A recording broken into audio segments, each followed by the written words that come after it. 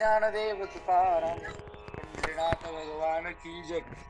मौली ज्ञानेश्वर महाराज की जय. श्रीमंत श्री जगद्गुरु तुकाराम महाराज की जय. सद्गुरु जोग महाराज की जय. समचरण सरोजम सांध्रनीलांबुदाभम जगननिहित पाणी मंडनम मंडनाम करुण तुलसीमाला कंधरम कंजनेत्रम सदय धवल हासम विठ्ठलं चिंतयामि अज्ञानतिमिराध्यस्य ज्ञानाञ्जनशलाकया चक्षुरुन्मीलितं येन तस्मै श्रीगुरवे नमः. सम्पाद्य ज्ञानं च विदाय भक्तिं विलोकितो येन समाधिराजः. वैराग्यवन्तं सुविचारयुक्तं नमामि योगं शिरसा गुरुं नमामि योगं शिरसा गुरुं. न बुद्धिभेद जनयेत तज्ज्ञानां कर्मसंगिनां योसेत सर्व कर्माणि विद्वान युक्त समाचरण.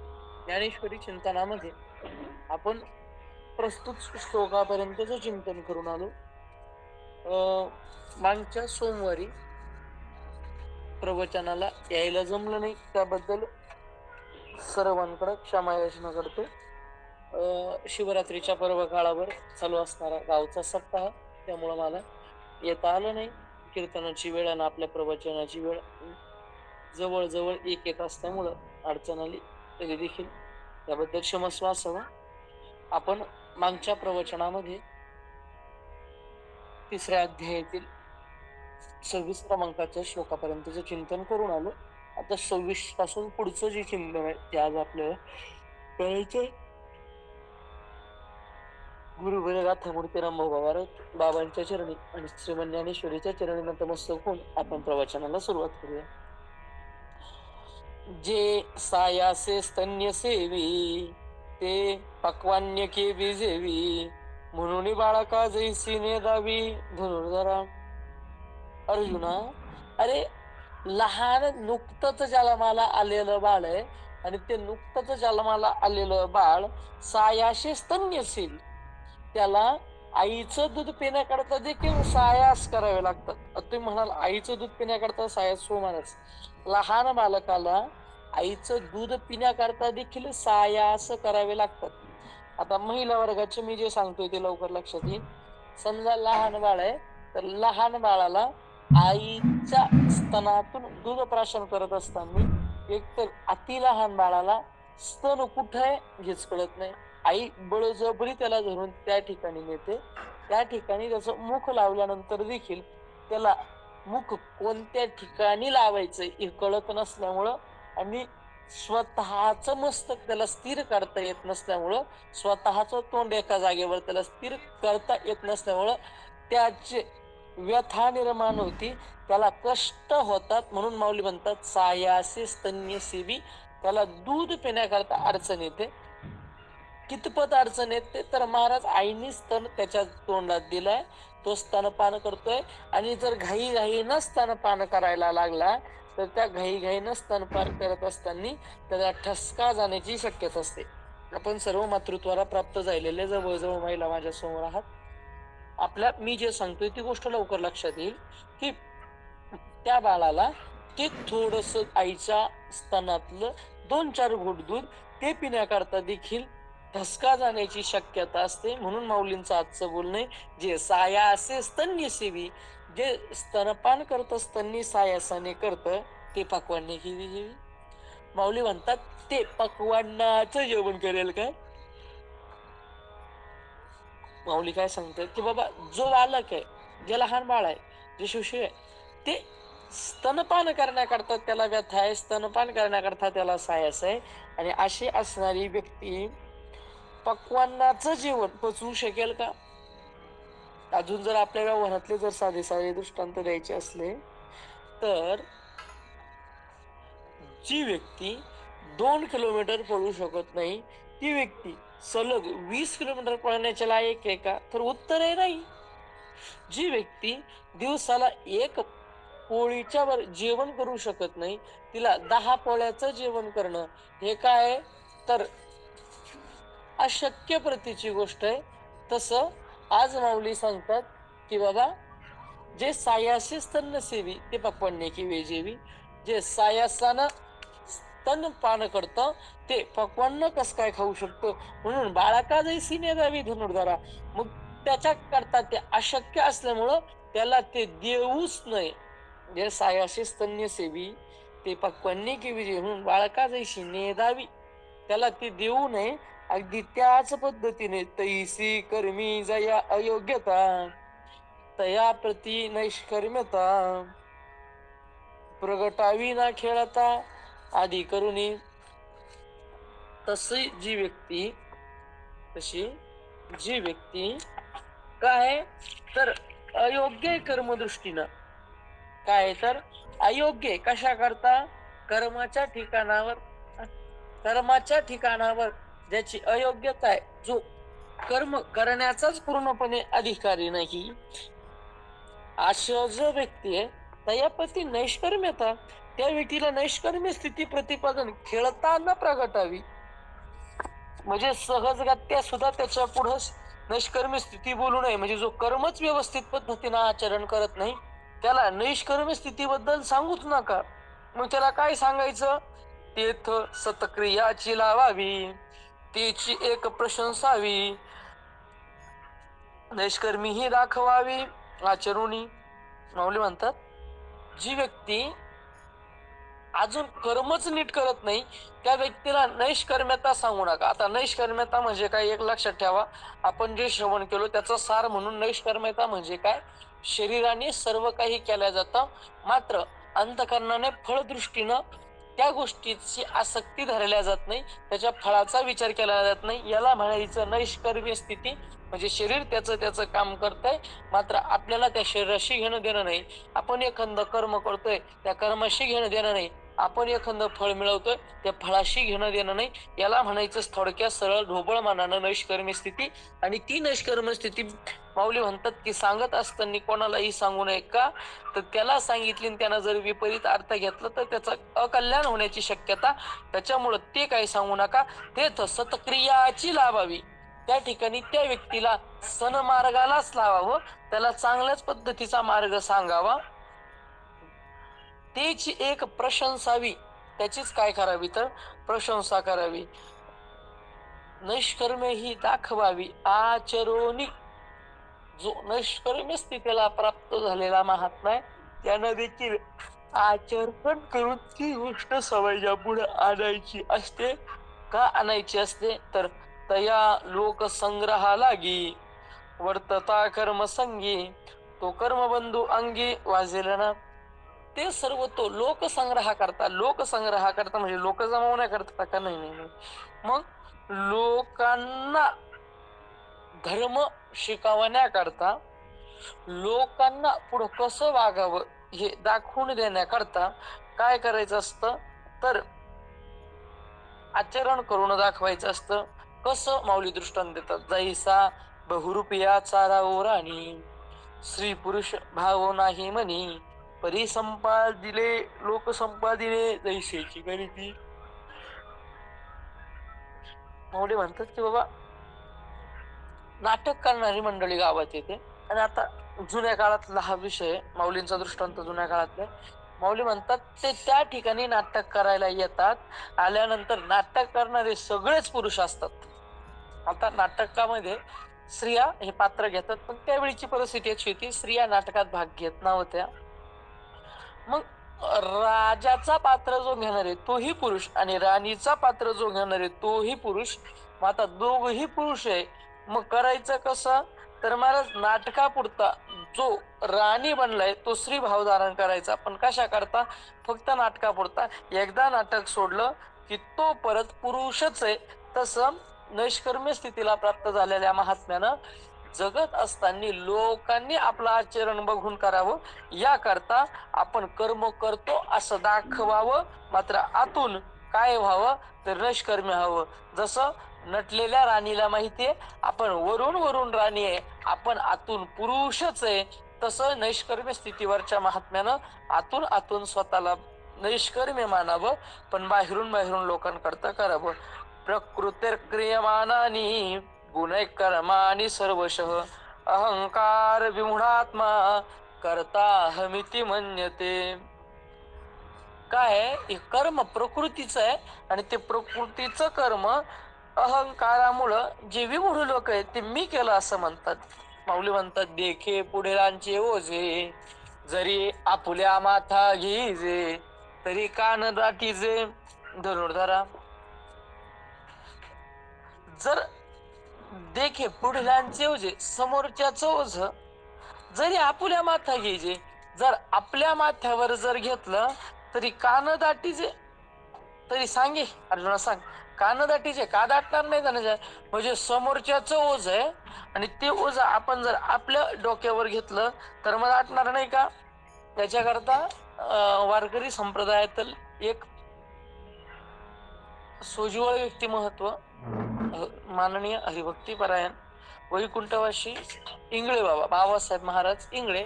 इंगळे बाबा एक गोड दृष्टांत द्यायचे. बाबा म्हणायचे, काय झालं म्हणे, एकदा एक व्यक्ती त्याच्या पाहुण्यांच्या घरी गेली. त्याच्या पाहुण्यांच्या घरी गेली, पण कोणत्या पाहुण्यांच्या घरी गेली, जे काय अति जवळचे नव्हते, लांबचे पाहुणे. म्हणजे काय, स्वतःच्या भाचीच्या घरी गेले. आता भाचीचं लग्न झालेलं आणि भाचीचा जो नवरा आहे तो नवरा एका सेंट्रल जेलचा जेल, आणि त्याच्या घरी ती गेले. तर पाहुणे म्हणून गेले.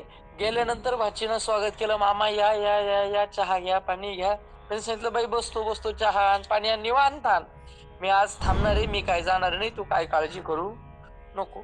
तिलाही बरं वाटलं, आपला मामा आला, थांबायला आला, चांगलंय चांगलं. तिकडून संध्याकाळी जेलर साहेबही आले. आता जेलर साहेबांनी आल्याला बघितलं, मामा सासरे आले. नमस्कार मामा, कधी आले, काय चाललं, बरं आहे का. हो बरं आहे बाळा, काय चाललं, काय निवांत. ठीक आहे, मग आता आज थांबले तर बरं होईल. त्याने सांगितलं, नाही नाही, थांबायला चालू आहे म्हणे, मी आज थांबणार आहे, आज मी काय जायचो नाही. मी सांगतो काय लक्षात ठेवा, देखे पुढील होते जरी आपल्या माथा घ्यायचे, तरी सांगे काना दाटीचे धरून. महाराज तो दिवस गेला. दुसऱ्या दिवशी हा बाबा जायचं नाव घेतलं नाही. तिसरा दिवस उजाडला, जायचं नाव घेत नाही. 2 दिवस गेले, 4 दिवस गेले, 8 दिवस गेले, हा बाबा जायचं नाव घेत नाही. नवरा बायकोने एकांतात बसल्या बसल्या विचार केला, का ग तुझे मामा जाण्याबद्दल काही बोलले का. तिने सांगितलं, माझ्याजवळ तर नाही बोलले, तू मला काही बोलले का. म्हणे नाही ग. अगं पण आल्यापासून हा बाबा जायचं नावच घेत नाही. बरं इथं बसल्या बसल्या रोज याला खायला प्यायला लागतं. बरं खातो पितो तिथपर्यंत ठीक होतो, बाहेर पानाच्या टपरीवर जाऊन माझ्या नावानं उधारी करून ठेवली. जायचं काही म्हणता का नाही. म्हणे आपण ना आज संध्याकाळी विषय काढू सहज. सहज बसल्या बसल्या म्हणे, का हो मामा. म्हणे काय, तुम्हाला गावाकडची आठवण येते की नाही. म्हणे गावाकडची आठवण तर येते, मग एक काम करतो म्हणे, उद्या तुमच्या मामीला त्यांना मी बोलून घेतो म्हणे. महाराज यांना वाटलं, आता हाच येऊन थांबलेला, आता त्याच्या घरचे कसे सहन करायचे. दुसऱ्या दिवशी सकाळी जेलर साहेब उठले, कंटाळून लवकर ऑफिसला निघून गेले. जेलमध्ये तिथं जाऊन ऑफिसला बसले बसले, संध्याकाळी घरी आले. आणि घरी आल्यानंतर एक याचं टेन्शन आणि त्यातले त्यात तोंड पाडून बसले. आता तोंड पाडून बसल्यानंतर या बाबानं विचारलं मामानी, का हो जावई काय झालं आज, का बरं एवढे नाराजी. त्यांनी सांगितलं, मामा हे बघा माझ्या मागं खूप व्याप आहे, कामाचं टेन्शन आहे, तुम्ही काय विचारूही नका, मला सांगण्याची इच्छा नाही, आणि दिवसभर तेच तेच तेच तेच, घरी येऊनही परत आता तेच, मला त्रास देऊ नका. आपला दृष्टांत का चाललाय लक्ष ठेवा, पुढीलाची ओझे जरी आपल्या माथा घ्यायचे. बाबा अडचण काय तिथं सांगा, मला काही करता आलं तर करतो. त्याने सांगितलं, तुम्ही काही करूही शकत नाही आणि विचारूही नका, तुमची गरजही नाही, करतो माझी मी काहीतरी. त्याने सांगितलं, नाही जावई, मला सांगाच तुम्हाला काय झालंय, मी तुमच्या मदत काहीतरी करण्याची मला इच्छा आहे. याने सांगितलं, बाबा झालं असं, मी जेलर आहे, माझ्या ताब्यामध्ये जवळजवळ 500,000 कैदी माहतील एवढं जेल माझ्या ताब्यात आहे. आणि सध्या जेलमध्ये 700 कैदी आहे. सध्या जेलमध्ये 700 कैदी आहे. अशा आकडेवारीनिशी कागदपत्रानिशी सरकारकडे जमा आहे. पण उद्याकडं आमच्याकडं जेलचे मोठे साहेब चक्करला येणार आहे.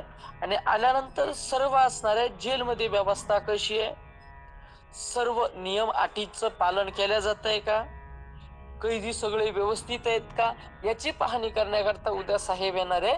आणि मग ते येणार असल्यामुळं आम्ही आज सगळे कैदी एकत्र केले आणि मोजल्यानंतर लक्षात आलं की 699 कैदी हजर आहे, एक कैदी गायब आहे.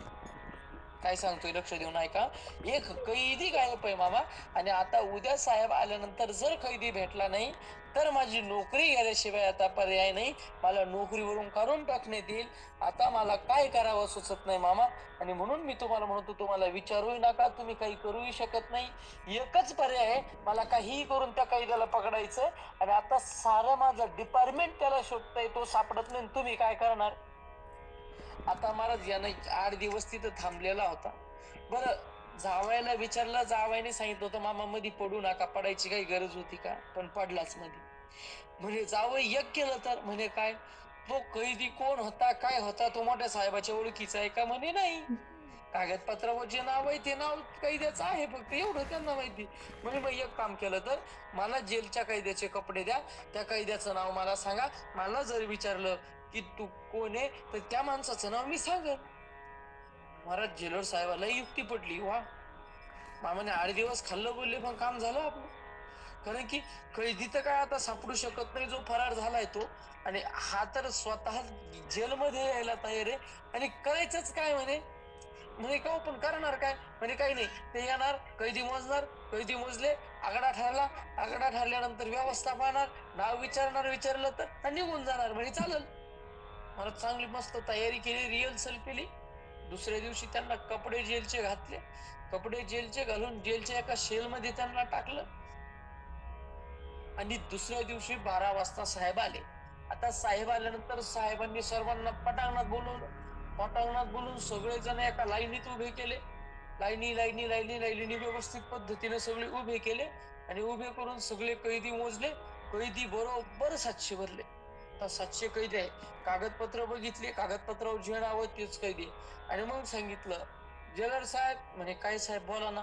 म्हणे जेलर साहेब, तुमच्याकडं 600च माणसांची व्यवस्था होऊ शकते.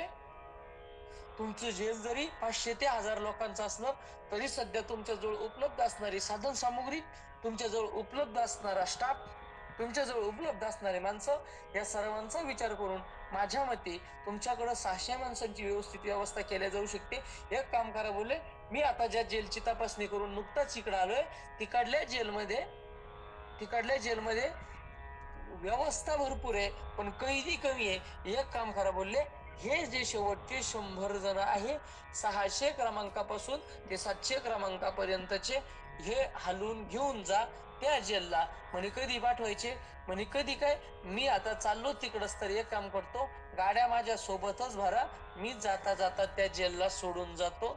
असं म्हणून गाड्या भरल्या. आणि त्या गाड्यामध्ये हा 700 नंबरचा पण भरला. आणि जशी तिथून ती गाडी गेली तशी गेली, तिथं अजून परतच नाही आली. मी काय सांगत होतो लक्षात आलं का? देखे पुढे घांचे ओझे. आता त्या जेलर साहेबाचं ओझ ह्या पाहुण्याला घेण्याची गरज होती का? नाही. पण घेतलं, आणि त्या घेतल्याचा परिणाम झाला काय? आपल्या माथा जरी घ्यायचे तरी सांगे कानदाटीचे धनुड झाला. दुसऱ्याचं ओझ आपल्या माथ्यावर घेतलं तर मग त्रास होणार नाही का? मौली म्हणतात, होतो. पैशी शुभाशुभ कर्मे, जिये निपजती प्रकृती धर्मे, तिये मूर्खमती भ्रमे, मी करता म्हणे.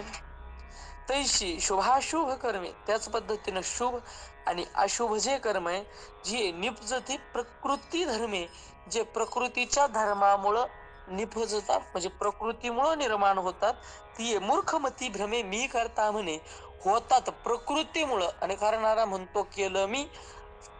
वस्तू बघतात डोळे, आपण म्हणतो बघितलं मी. खाण्याचं काम करतो तोंड, आपण म्हणतो खाल्लं मी. चालण्याचं काम पाय काढतात, आपण म्हणतो चाललो मी. करण्याचं काम हात काढतात, आपण म्हणतो केलं मी. पाठ करण्याचं समजून घेण्याचं काम बुद्धी करते, आपण म्हणतो समजलं मला. दुखत असतं शरीराचं, आपण म्हणतो दुखतय माझं. यालाच माऊली म्हणतात मूर्खमती भ्रमे मी करता म्हणे. अरे करती सगळी प्रकृती, पण आपण मूर्ख, आपण म्हणतो करतो मी. आणि माऊली म्हणतात असा जो आहे ना ऐसा अहंकाराधिरूढ एक देशी मूढ तया प्रती परमार्थ गुढ प्रगटावाना. अशा अहंकारावर आदृढ झालेला की मी करतो मी करतो एकदेशी मूढ, जो फक्त देहबुद्धी धारण करून राहिलेला आहे, तया प्रती परमार्थ गुढ प्रगटावाना. माऊली म्हणतात त्याच्या पुढे गुढ असणारा परमार्थ कधी सांगायचा नाही. हे असो प्रस्तुत सांगिजेल तुझ हित, ते अर्जुना देऊनी चित्त अवधारी पा. म्हणजे म्हणतात अर्जुना हे आता हे सांगितलं ना बाबा, हे ठीक आहे, पण आता तुला हिताचं सांगेल ते जरा चित्त देऊन बाळा श्रवण कर. तत्ववित्तु महाबाहो गुण कर्म विभाग यो, गुणा गुणेषु वर्तन्त इति मत्वा न सज्जते. जे तत्वज्ञान याच्या ठाई तो प्रकृती भाव नाही, जेथ कर्म जात पाही निभजत असे. माऊली म्हणतात तत्वज्ञान याच्या ठाई आणि तो प्रकृती भाव नाही. ज्या प्रकृतीमुळे आपण मी केलं मी केलं मी केलं असं म्हणतो, ज्या प्रकृतीच्या करण्याला आपण आपलं करणं म्हणतो, माऊली म्हणतात तत्वज्ञानाच्या ठिकाणी त्या प्रकृतीविषयीचा अहंकार, देहावरचा भाव हा शिल्लकच राहत नाही. कोणता? जे कर्म जात पाही निपजत असे. अरे कर्म ज्या प्रकृतीपासून निर्माण होतं तिच्याविषयी ज्यांच्या अंतःकरणात भाव शिल्लक राहिला नाही, मग ते कसे झालेत? माऊली म्हणतात ते देहाभिमान सांडूनी गुणकर्मे ओलांडूनी साक्षीभूत होऊनी वर्तती देही. ते काय झाले तर त्यांनी देहाचा अभिमान टाकला. देहाचा अभिमान टाकला म्हणजे काय झालं तर ते देहाला मी मानत नाही. ते देहाला काय मानत नाही तर मी मानत नाही, आणि देहाला मी मानत नसल्यामुळं ते देहाचा अभिमान सांडून देतात. महाराज महात्मा कोण आहे तर महाराज ज्याची देहाविषयीची आसक्ती संपली त्याला म्हणायचं महात्मा. जो देहाभिमानाचा विचार करत नाही, देह माझा मानत नाही, देह मी म्हणत नाही, देह संबंधीला माझं म्हणत नाही, तो म्हणायचा महात्मा. तो देहाभिमाना ते सांडून तो देह अभिमानाचा त्याग करतो. देह माझा आहे, देहावर माझं प्रेम आहे, देह देह देह याचा तो विचार करत नाही. बोले म्हणतात गुणकर्मे ओलांडून साक्षीभूत होऊन वर्तती देही. तो या देहात राहत नाही असं नाही, या देहातच राहतो, मात्र फक्त आहे म्हणून राहतो. तो त्याविषयीचा अभिमान धारण करत नाही. म्हणून शरीरी जरी होती तरी कर्मबंधाना तळती, जैसा का भूत चेष्टा वस्ती घेपवेना. ते फक्त शरीरात आहे म्हणून तो आत्मा राहतो, आणि आत्मा फक्त राहत असल्यामुळं तो शरीराच्या ठिकाणी राहून मी शरीर असं म्हणत नाही. जसं सूर्य आपल्याला प्रकाश देतो, सूर्याच्या प्रकाशात आपले सगळे कार्य होतात, पण ते सूर्याने केले का नाही, सूर्याच्या प्रकाशाने झाले. तसं आत्म्याच्या असल्यामुळं कार्य होतात, आत्मा ते कार्य करतो असं नाही. प्रकृतेर गुण सम्मूढा सज्जनते गुण कर्मसु, तान कृष्ण विदो मंदान कृष्ण विन्न विचारे. येथ कर्मी तो चिलिंबे जो गुण संभ्रमे घेपे, प्रकृतीचे ने आटोपे वर्ततो असे.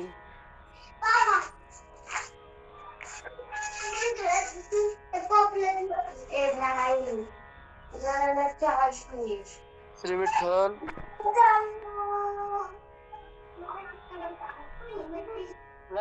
आपला माईक चालू झालेला आहे, बंद करावा. धन्यवाद. येथ कर्मी तो चिलिंपे जो गुण संभ्रमे घेपे, प्रकृतीची ने आटोपे वर्तत असे. नवरे म्हणतात की बाबा मग हा लिंपत नाही, असा लिंपत नाही, तसा लिंपत नाही, मग कर्मानं लिप्त तरी कोण होतं? माऊली म्हणतात येथ कर्मी तो चिलिंपे जो गुण संभ्रमे घेपे. जो गुणाच्या प्रमाणात भ्रमित होतो, प्रकृतीचे आटोपे वर्तत असे.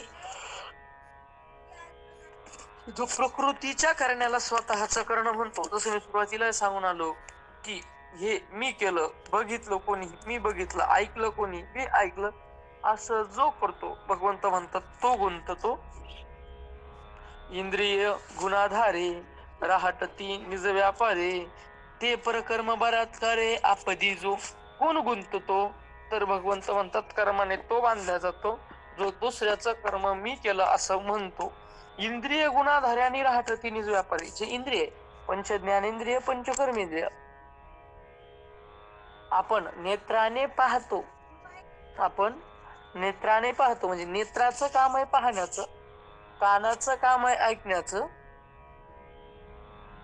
घ्राणेंद्रियाचं काम आहे वास घेण्याचं, त्वगेंद्रियाचं काम आहे स्पर्श जाणून देण्याचं, आणि रसेंद्रियाचं काम आहे चव ओळखण्याचं.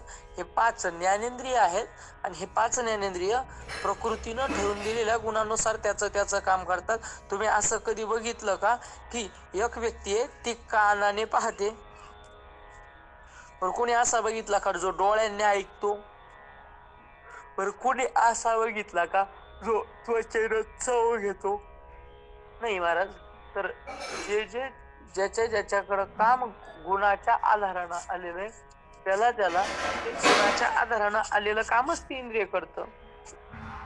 त्याच्यानंतर हे झाले पंचज्ञानेंद्रिय. पंचकर्मेंद्रिय ही त्याच पद्धतीनं वाणीला काम आहे बोलण्याचं, हाताला काम आहे करण्याचं, पायाला काम आहे चालण्याचं, बुद्धेंद्रियाला काम आहे मलाचा त्याग करण्याचं, जननेंद्रियाला काम आहे मूत्राचा त्याग करण्याचं आणि सृष्टीचा विस्तार करण्याचं.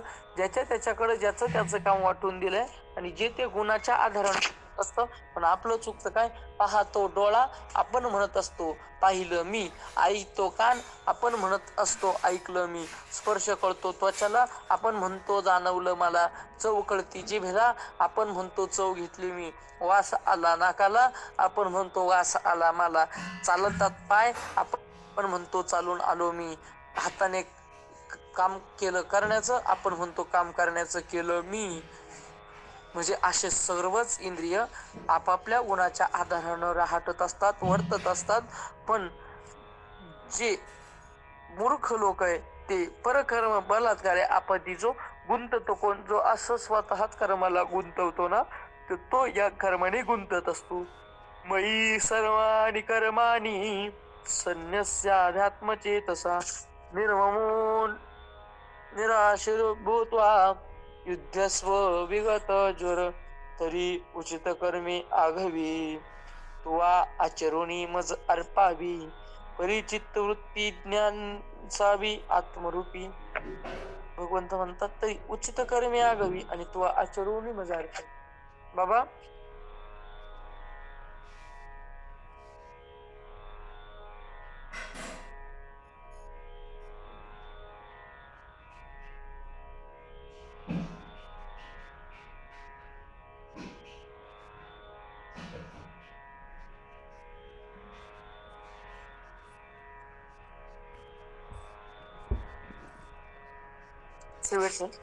महाराज आवाज गेला. आवाज उचित कर्मे आघवी तो आचरणी मज अर्पावी.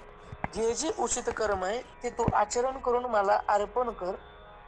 चित्तवृत्ती भिन्न असावी आत्मरूपी. तू माझ्या स्वरूपाच्या ठिकाणी किंवा स्वतःच्या आत्मस्वरूपाच्या ठिकाणी या चित्तवृत्तीला ठेव.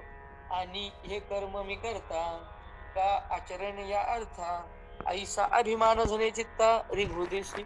आता माऊली जो उपदेश करता तो आपल्यासारख्या संसारिका करता माऊलींचं जे बोलणं आहे ते आता इथून आपल्यासारख्यांकरता विशेषत्वाने माऊली काय म्हणताय की बाबा तुम्हाला मला काहीतरी देण्याची इच्छा आहे, तुम्हाला माझ्याशी कनेक्ट होण्याची इच्छा आहे, तुम्हाला माझ्याशी जोडून घेण्याची इच्छा आहे, तर एक काम करा. काय काम करा? तरी उचित कर्मे आघवी तू आचरुणी मज अर्पावी, परिचित्त वृत्ती भिन्न असावी आत्मस्वरूपी. भगवंत म्हणतात कर्माचं आचरण करा. पण कोणत्या कर्माचं आचरण करा? तर जे कर्म उचित आहे त्या कर्माचं आचरण करा. ते कर्म उचित असल्यामुळं ते कर्म शास्त्रानं जे काम सांगितलं, कोणतं काम सांगितलं शास्त्रानं, तर कर्माचे 3-4 प्रकार आपण ऐकून आलो की नित्य कर्म आहे, नैमित्तिक कर्म आहे, काम्य कर्म आहे, निश्चित कर्म आहे. आणि प्रायश्चित्त कर्म आहे. तर त्यापैकी आपण उचित म्हणजे शास्त्रानं जे विहित म्हणून वर्णन केलं, तर ते विहित म्हणून जे वर्णन केलं त्या विहिताचं आचरण करावं आणि ते विहिताचं आचरण करून सोडून द्यावं. कोणाकडं? तर माझ्याकडं सोडून द्यावे. पण चित्तवृत्ती कुठं असावी? तर आत्मस्वरूपावर असावी. कसं करायचं पण द्यावं ते आम्हाला तर येत नाही ना. तर भगवंतानं सांगितलं, आणि हे कर्म मी करता का आचरणे या अर्था अभिमान जने चित्ता. म्हणजे हे कर्म आणि मी करताय, मी काहीतरी एक कर्म करतोय का आचरण या अर्थ मी ह्या उद्देश करता याचे आचरण करतोय. ऐसा अभिमान झाली चित्तारी उद्देशी, असा अभिमान अंतःकरणामध्ये येऊ द्यायचा नाही. कोणता? समजा आपण कुठंतरी अन्नदान केलं, तर अन्नदान करत असताना अन्नदान करणं हे कर्म आहे. मी ते अन्नदान करण्याचा करताय, मी अन्नदान पंक्तीचा मानकरी आहे आणि मी केलं असा अभिमान येऊ द्यायचा नाही. ऐसा अभिमान जनी चित्ता येऊ दिशी. समजा गोड चाल म्हटली तर ही चाल म्हणणं, ही चाल मी म्हटलो असा अहंकार चित्तात येऊ द्यायच नाही. प्रवचन केलं, प्रवचन करत असताना ते मी केलं असं अहंकार चित्तात येऊ द्यायचा नाही. आई बापाची सेवा केली, आई बापाची सेवा मी करतो असा अंतःकरणात भाव धरायचा नाही. माझ्या वाट्याला जे काम आलं ते मी केलं असा भाव धरायचा नाही. मग जे जे येईल ते ते देवाला अर्पण करायचं. माऊली म्हणतात, जास्त शरीरावर लक्ष द्यायचं नाही. तुवा शरीर परानो हावे, कामना जात त्यागावे सांडावे, मग अवसरुचित भोगावे भोग सकळ. माऊली म्हणतात तू शरीर परानो हावे आणि कामना जात सांडावे. माऊली म्हणतात सर्व कामनांचा सर्व इच्छांचा त्याग करा आणि शरीराला महत्व देणं कमी करा. हे बघा, हा उपदेश काय फक्त परमार्थिका करता नाही, सांसारिका करता तितकाच महत्वाचा. तू शरीरापर न हवे म्हणजे शरीराला सर्वस्व माणसाने मानू नये. महाराज व्यवहार असो की परमार्थ, शरीर सर्वस्व नाहीये. हा, शरीर हे परमार्थाचंही आणि संसाराचंही साधन असल्यामुळे ते चांगलंच वापरलं पाहिजे. म्हणजे म्हणून शरीराचा नाश करा असं नाही. शरीराचा नाश करू नका हे जितकं खरंय, तितकं शरीराच्या अति लाडही करू नका हेही तितकंच खरंय. शरीराला सर्वस्व मानू नका, शरीराचे अति लाड करू नका, शरीराला पर म्हणजे सर्वश्रेष्ठ मानू नका आणि कामना जात नव्हे, इच्छा अंतःकरणात धारण करू नका. महाराज, माणसाला दुःख जर काय देत असेल ना, इच्छा. समजा कीर्तन झाल्यावर किंवा प्रवचन आता झाल्यावर मला जर इच्छा असेल काय का कोणीतरी स्वतः बोलावं माईकवर की हा महाराजांचं प्रवचन अतिशय सुंदर झालं, अशी इच्छा जर मी धारण केली, कोणी बोललं नाही ना, मग मला दुःख होत. दुःख झालं का तू मला स्तुती करावी अशी इच्छा धारण केली म्हणून दुःख झालं. आम्हाला या वर्षी संसारामध्ये 10 लाख कमवायचे एका वर्षात अशी इच्छा झाली आणि ह्या वर्षी शेतीचं उत्पन्न 9च लाख झालं, 1च लाख कमी झालं, तरी देखील झालेले 9 कामाचे वाटत नाही, न झालेला 1 कामाचा वाटतो. न झालेला 1 दुःख देऊन जातो, न झालेला 1 दुःख देऊन जातो. असलेले 9 सुख देण्याऐवजी नसलेला 1 दुःख देतो. म्हणून कामना जात सांडावे, अंतःकरणात इच्छाच ठेवू नका. मग असं जर वागत असाल म्हणजे कसं, जर शरीराला सर्वस्व मानत नसाल आणि अपेक्षा कमी करत असाल, तर असं असताना अवसरुचित भोगावे भोग सकळ. मग तुमच्या वाट्याला प्रारब्धानं जे जे भोग आले ते तुम्ही भोगले तरी अडचण नाही. सुख समोर आलं ते सुखाचा आनंद घेतला तरीही अडचण नाही. आता कोदंड घेऊन याते आरूढपा येरथी, देई आलिंगन वीरवृत्ती समाधाने. आता कोदंड म्हणजे धनुष्य हातात घे, आरूढपा येरथी तू या रथावर अर्जुना बस, देई आलिंगन वीरवृत्ती समाधाने. तुझी जी मूळ वीरवृत्ती आहे त्या वीरवृत्तीला आलिंगन दे, म्हणजे ती वीरवृत्ती तू धारण कर. आणि ती वीरवृत्ती धारण करून काय कर, तर जगी कीर्ती रुढवी, स्वधर्माचा मानू वाढवी, या भारुनी सोडवी मेदनी हे. अर्जुना, आता तू स्वतःची वीरवृत्ती धारण करून काय कर, तर आता तू जगी कीर्ती वाढवी, तुझी या जगात परत आता कीर्ती वाढवून घे. स्वधर्माचा मान वाढवी, तू स्वधर्माचा स्व आचरणाचा मान वाढवून घे. या भारापासून सोडवी मेदनी, आणि हे अधर्माच्या दृष्टीनं जे जे समोर येऊन उभे राहिले ना अर्जुना, या सर्वांच्या भारापासून काय कर, तर या पृथ्वीला मोकळं कर. सर्वांच्या भारापासून या पृथ्वीला मोकळं कर. खरंच पृथ्वीला जर ओझ कशाचं होत असेल, आज भरपूर ठिकाणी आपण काल्याची कीर्तन श्रवण केली असते. पृथ्वीला जर ओझ कशाचं होत असेल तर मलाच पापी लोकांचं, बाकी पृथ्वीला कशाच ओझ होत नाही. पृथ्वीला फक्त पापाचं ओझ होत असतं. आणि माऊली म्हणतात असे जे पापी अर्जुना ते संपव. आता पार्थाने शंक होई, या संग्रामा चित्त देई, येत हे वाचून काही बोलू नये. अर्जुना हे बघ, मनातून शंका काढून टाक. आता संग्रामाकडे थोडं लक्ष दे आणि येत हे वाचून काही बोलू नको. आता याच्याशिवाय स्वधर्माशिवाय इथं आता अर्जुना काही बोलू नको. का एमे मतमिदं नित्यं मनुतिष्ठन्ति मानवः श्रद्धावन्तो न सूयन्तो मुच्यन्ते तेऽपि कर्मभिः. आणि जर कोणी मी सांगितलेल्या या मताचं अनुष्ठान करत असेल तर त्या व्यक्तीचा फायदा काय. माऊली म्हणतात हे अनुपुरोध मत माझे, जिही परमदारे स्वीकारिजे, श्रद्धापूर्वक अनुष्ठिजे धनुर्धरा. हे अनुपुरोध मत माझं असणार हे अबाधित आणि निश्चित मत आहे. आणि असं असणार माझं हे मत, मी जो सांगितलं ज्ञान ते जी परम आदरे स्वीकारिजे, जे परम आनंदाने त्याचा स्वीकार करतात, श्रद्धापूर्वक अनुष्ठिजे धनुर्धरा. अर्जुना श्रद्धेनं युक्त होऊन जे याचं अनुष्ठान करतात तेही सकळ कर्म वर्त तू जानपा कर्म रहितू, म्हणून हे निश्चितू करणीय गा. माऊली म्हणतात किंवा हे बघा, ज्यांनी माझे हे मत स्वीकारलं आणि श्रद्धापूर्वक आचरण केलं ते सकळ कर्मी वर्ततो जानपा क्रिया रहितू.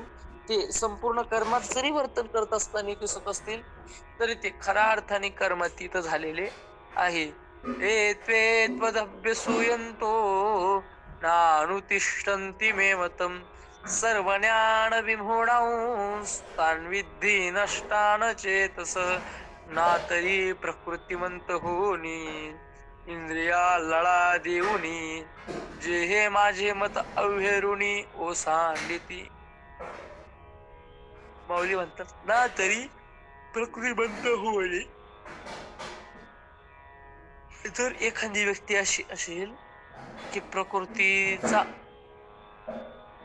अभिमान धारण करून इंद्रिया लढा देऊन इंद्रियांना जे पाहिजे ते प्रदान करून, जे माझे मत अव्हेरुनी ओसांडिती, माझं मत भगवंतानं जे ज्ञान सांगितलं त्याला मान्य न करता जे सामान्यत्वे लेखिती अवज्ञा करून देखिती, का हा अर्थवाद म्हणती वाचाळपणे. जे सामान्यत्वानं माझ्या मताला मानतात, अवज्ञा करून देखिती, अवज्ञा करून त्याचा विचार करतात, का अर्थवाद म्हणती वाचाळपणे. आणि ही पोकळ असणारी स्तुती असं बडबडून जातात. ते कसे आहे, ते मोहमदिरा भुलले, विषय विखे घारले, अज्ञान पंखी बुडाले निभ्रांतवाणी. ते मोह मदिरा त्यांनी दारू पिली माऊली म्हणतात, पण ती दारू कशाची आहे, मोह नावाची दारू आहे. मोह नावाची म्हणजे मोह नावाचा जो दुर्गुण आहे तो दुर्गुण त्यांच्या ठिकाणी आला. विषय विखे घारले, विषय रूपी विषानं त्यांना गराडा घातला, अज्ञान पंखी बुडाले निभ्रांत मानी. आणि अज्ञानाच्या सागरात ते आकंठ बुडाले याच्यात ते मात्र संशय नाही. देखे शवाच्या हाती दिधले, जैसे का रत्न वाया गेले, ना तरी जात्यांदा पाहिले प्रमाण नव्हे. देखी बघा, शवाच्या हाती दिले, एखादं शव आहे मृत आहे आणि त्या मृताच्या हातात रत्न जर दिले तर ते रत्न काय होतं तर वाया जातं. समजा स्मशानात नेत असताना एखाद्या व्यक्तीच्या हातात तुम्ही करोडो रुपयाचा सोन्याचा हिरा दिला आणि ती व्यक्ती तो मुठीत, ते प्रेताच्या मुठीत असणारा तो मणी ते प्रेत घेऊन गेले, त्याचा अंत्यविधी झाला, काही कामात येणार आहे का, नाही, वाया गेले. ना तरी जात्यांना पाहिले प्रमाण नाही. किंवा आंधळ्याने जर पाहिलं उजेडलंय, आता आंधळ्यानं उजेडलं पाहून काही फायदा आहे का, नाही. का चंद्राचा उदय जैसा उपयोगा नवचे वायसा, मूर्खा विवेकातैसा रुचेल ना. भगवंत म्हणतात की बाबा चंद्राचा उदय जैसा आणि उपयोगाला व चिवायसा, कावळ्याला चंद्राच्या उपयोगाचा तीळ मात्र फायदा नाही. मूर्खा विवेक हा तैसा रुचेल ना. जे मूर्ख व्यक्ती त्या मूर्ख व्यक्तींना हा विवेक त्याच पद्धतीनं सहन होणार नाही, हा त्यांना चालणार नाही. का? त्याच कारणच सांगताना भगवंतांनी सांगितलं की जसा चंद्राचा प्रकाश आहे, आता चंद्राचा प्रकाश हा अमृता समान आहे आणि अमृता समान प्रकाश जर त्या कावळ्याला फायद्याचा नाही, तर त्याच पद्धतीनं मूर्ख माणसाला हा असणारा उपदेश कामाचा नाही. तैसे जे पार्था विमुख या परमार्था, तयाशी संभाषण सर्वथा करावे ना. जसं कावळा चंद्रामृताचं सेवन करत नाही, तसं जे विवेकाचं सेवन करत नाही. म्हणतात तैसे जे पार्था विमुख या परमार्था, या परमार्थाला विमुख असणारे जे जे कोण आहे ना, तर तयाशी संभाषण न करावे सर्वथा. सर्वथा तयाशी संभाषण न करावे म्हणजे बोलत असताना, संबंध ठेवत असताना अशाशीच ठेवा, अशाशीच बोला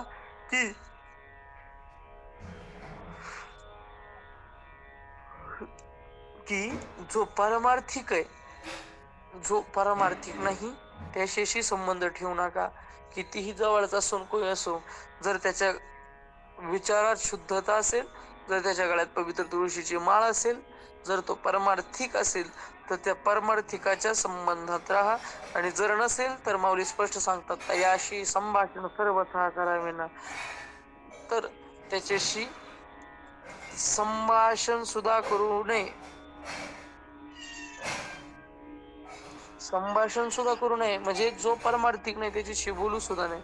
म्हणून ते न मानिती आणि निंदा ही करू लागती, सांगे पतंगाय सहाती प्रकाशाते. म्हणतात म्हणून ते माझं तत्व मानत नाही आणि निंदा ही करू लागते. निंदा ही करतात कोणाची? देवाच्या विचाराची. सांगे पतंगाय सहाती प्रकाशाते. भगवंत म्हणतात प्रकाश आहे आणि त्या प्रकाशाला सहन हे का पतंग करतील का? नाही. पतंगा दीपी अलिंगन तेथ त्यासी अचूक मरण, देवी विषयाचरण आत्मघाता. पतंग नावाचा किडा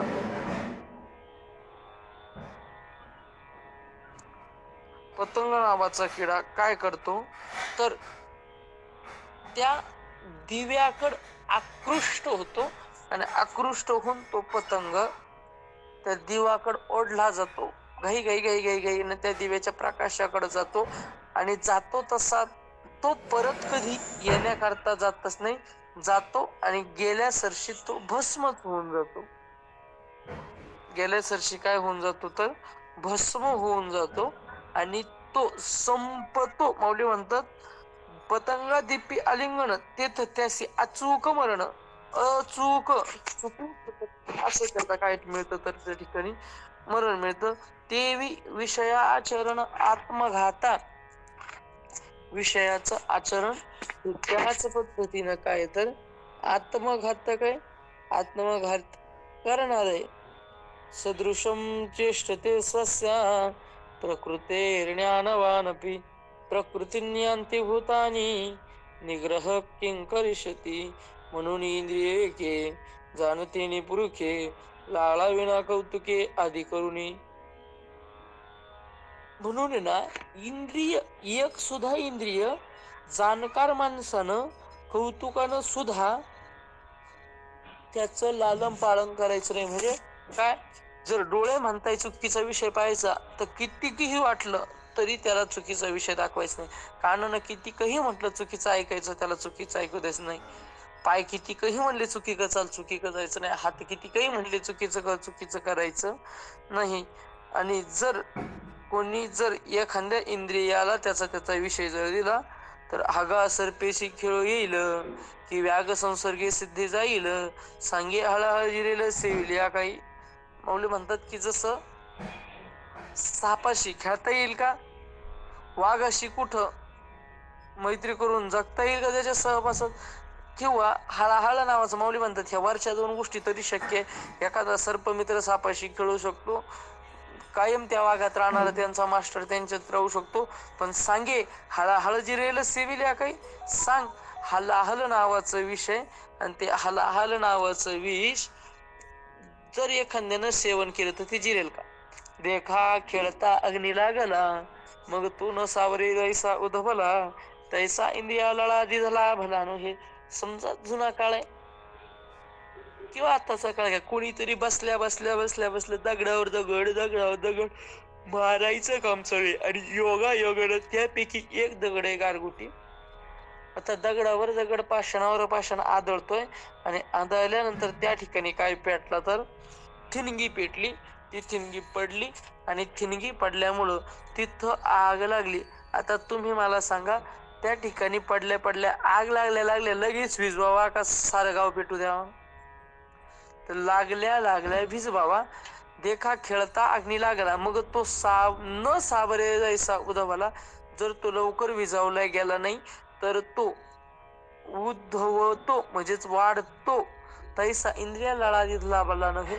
तसं डोळ्यांना जर आपण विषय दिले तर ते चांगले नाही. आपण म्हणतो 2 मिनिटं मोबाईल पाहतो आणि लगेच झोपतो, असं म्हणून रात्री 10 वाजता आपण झोपायला बिलगतो. रात्री झोपायला 12 वाजून जात्या का बर? आपण काही जप करतो का? आपण काय नामस्मरण करतो का? मग नाही, आपण त्या डोळ्यांना त्याचे इंद्रियाचे विषय देण्याच्या भानगडीत पडतो. आणि मग ते जर आपण कौतुकानं जरी विषय दिला तरी देखील आक्रमीला जाणं दुःखी, तर तो चांगला नाही. तैसा इंद्रिया लळा दिलेला भला नाही. तो दिलेला लळा हा भला नाही, दिलेला लळा हा चांगला नाही. एरवी तरी अर्जुना या शरीरा पराधीना, नाना भोग रचना मिळावी का? एरवी तरी अर्जुना या शरीरा पराधीन असणार हे शरीर, याच्याकरता नाना भोगांची रचना करण्याची गरज नाही. आपण सायास करून होते, सकळ ही समृद्धी जाते. उदोस्तया देहाते प्रतिपाळावे का? आपण कष्ट करायचे, आपलं मन शिनवायचं, आपलं अंतःकरण शिनवायचं, सकळ समृद्धी धन कमवायचं आणि सकाळ संध्याकाळी देहाचंच पालन पोषण करायचं का? सर्वस्वे सिनोन येथे अर्जावे संपत्ती जाते, ते स्वधर्म सोडून देहाते पोखावे काही. माऊली म्हणतात की आपण सगळं सोडायचं, सर्वस्व शिणून येते, सगळे एवढे कष्ट घ्यायचे, एवढे कष्ट घेऊन अर्जावावी संपत्ती जाते, संपत्ती कमवावी आणि ती कमवलेली संपत्ती तिने स्वधर्म सांडून देहाते पोखावे काही. स्वधर्माचा अनुष्ठान करायचं सोडून त्या असणाऱ्या शरीराचा वापर, मिळवलेल्या संपत्तीचा वापर शरीरावर जर आपण करत असू तर मग हे तव 5 मेळावा, शेखी अनुसरेल पंचत्वा, ते वेळी केला की गिवसावा शीण आपुला. माऊली म्हणतात हे बघा, हा देह इथं राहण्याकरता आलेला नाही, ते मलाही मान्य. देह तव 5 मेळावा, 5 जणांचा एकत्र झालेला हा देह आहे. पृथ्वी, आप, तेज, वायू आणि आकाश या 5 तत्वांपासून देह तव 5 मेळावा. किंवा एक ठिकाणी माऊली म्हणतात देह तव 5चे झाले, कर्माचे गुणी गुंतले. देह तव 5चे झाले म्हणजे 5 जणांचे निर्माण झाले. कोणकोणते? पृथ्वी, पृथ्वी म्हणजे माती, आप म्हणजे पाणी, तेज म्हणजे अग्नी, वायू म्हणजे प्राण आणि आकाश म्हणजे पोकळी. पृथ्वी, आप, तेज, वायू आणि आकाश अशी ही पंचमहाभूत. या पंचमहाभूतांपासूनच आपलं हे शरीर निर्माण झालंय. आणि माऊली म्हणतात शेखी अनुसरेल पंचत्वा. आणि ज्या वेळेस 5 महाभूतांपासून हा देह तयार झाला, पंचकरण नावाच्या ग्रंथामध्ये विशेषत्वानं याचं वर्णन आलं. तर पंचकरणाचा विषय वेदांतात विस्तारानं आलेला आहे की पंचकरण कसं झालं. तर ते सूक्ष्म पंचमहाभूत अपंचीकृत पंचमहाभूत, त्या अपंचीकृत पंचमहाभूतांपासून पंचीकृत पंचमहाभूत, आणि त्या पंचीकृत पंचमहाभूतांपासून मग पुढील सृष्टीचा काय झाला तर विस्तार झाला. तर हे सगळं होत असताना देह निर्माण पाचापासून झाला. आणि माऊली म्हणतात शेवटी लयाला देखील पाचातच जाणारे शेकी अनुसरेल पंचत्वा. पृथ्वीचा भाग काढून घेईल, तेजाचा भाग काढून घेईल, आपाचा भाग काढून घेईल. जो पाचापैकी जो तो ज्याचा त्याचा भाग काढून घेत असतो. म्हणून देह तव पाचाचे झाले किंवा माऊली म्हणतात मग हे तव पाच मिळावा शेकी अनुसरेल पंचत्वा. 5 जणांपासून तयार झालेला हा देह शेवटी 5 जणांना जातो. मग ते वेळी केला की घेऊसावा शीण आपुला. माऊली म्हणतात ज्या वेळेस हा देह पडणार आहे त्यावेळेस केला की घेऊसावा शीण आपुला. अरे या 5च्या वस्तू करता आपण झटत होतो. हा देह माझा नव्हता, त्या देहाला मी मानत होतो. या देहाचा कर्ण देह करत होता, मी मला मानत होतो. देहाविषयी अभिमान धारण केला, देहाला सर्वस्व मानलं. हे हा जो शीण आहे, हा जो पश्चाताप आहे, तर ते वेळी केला की घेऊसावा. त्यावेळेस हा करून काय फायदा आहे. या लागी केवळ देह भरण हे झान उघडी नागवन. या लागी येथ अंतकरण देहाचना. म्हणून केवळ देह भरण हे तो जाणे उघड नागवन. फक्त देहाचं भरण पोषण करणं हे निव्वळ बुडवणुकीचं वागणं आहे. या लागी येथ अंतकरण द्यावेच ना. त्याच्यामुळं या ठिकाणी अंतकरण देऊ नये, म्हणजे त्या पद्धतीनं वागू नये. म्हणजे सरळ सरळ थोडक्यात सांगायचं जर झालं तर माणसानं वागत असताना कसं वागावं तर शरीराने कर्म करावे, मनाने फळाची अपेक्षा करू नये. आणि दुसरी गोष्ट आजच्या पूर्ण प्रवचनातून जी सिद्ध झाली ती अशी आहे की बाबा प्रकृतीच्या आधारामुळं आपल्याला काही ना काही करीत राहावंच लागणार आहे. गप बसूच आपण शकत नाही. मग गप बसू शकत नाही तर निदान काहीतरी करण्यापेक्षा काहीतरी चांगलं करावं. म्हणून इंद्रियांना चुकीचे विषय न देता इंद्रियांना चांगले विषय देण्याचा प्रयत्न करावे. विषयांना आणि इंद्रियाला बाजूला करावं. विषयाला निर्विषय स्थितीला आपलं मन जाऊन पोहोचावं याकरता प्रत्येकाला प्रयत्न करायचे. झालेली सेवा समर्पित करतो. तुम्हा सर्वांना विनंती तरी न्यूनते पुरते अधिकते सरते करून घ्यावे हे तुमते विनवितो असे. आणि देवा तुलाही विनंती तरी तुमचे केले धर्म कीर्तन सिद्धी नेले येथ माझे जे उरले ते पायिक पण. आता विश्वात्मके देवे येणे वाग्यज्ञ तोषावे तोषो निमज द्यावे पसाय दान हे.